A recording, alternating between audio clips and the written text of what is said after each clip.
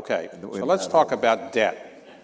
So your new book talks about countries going broke. Do countries really go broke? Companies go broke, people go broke, but do countries really ever go broke?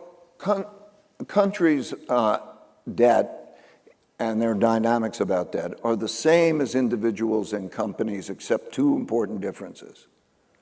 They can print money, and they can take your money through taxes, okay? So what happens is, think of it as the same. So, yeah, I'd like to explain this. They print money. When faced with the choice, they print money. And so the way they go broke is not that they default, it's that they devalue. So if I could explain the mechanics in the book just for a minute. Think of the credit system as being like the circulatory system of the blood in our system, and it brings nutrients, and those nutrients are credit. That's buying power. And if people use that credit, which creates debt, but they earn more than they earn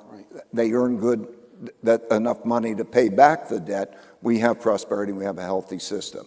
But what you can see as incomes rise for countries, largely because of the way people are and so on, and politicians want to make people happy, debt rises relative to their incomes. And you could see that it's like plaque, debt service is like plaque building up in the arteries. So you could see interest rates and debt service payments starting to squeeze out other consumption. We can see that. We can see that in our numbers.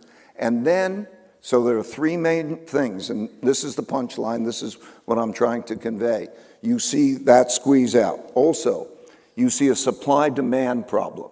In other words, like for example, in the United States now, we have to, in the next year, sell about $12 trillion. We have $1 trillion that we have to pay in interest.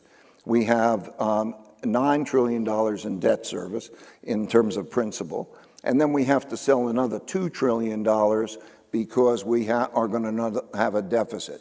So that $12 trillion has to be sold. And then you could look, who are the buyers of that money? And when you have a supply-demand imbalance, that's a problem. But the way that governments deal with that is ultimately that if you have that supply-demand imbalance, then you have interest rates rising, and it curtails, causes asset prices to go down, curtails economic activity and so on. But central banks don't want to let that happen, so what they do is they print the money. And when you get to the point where we are, which is very close, that you start to have the debt, you have to borrow money to pay the debt, then that is the problem. We have $7 trillion. I mean, here's the numbers of the country, the government.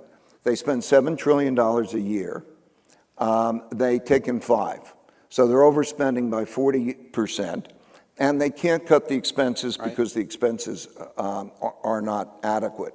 The expenses can't be cut. They're relatively fixed. And they're going to grow, and we're going to compound. So we're at that spot. Let's go back to the history.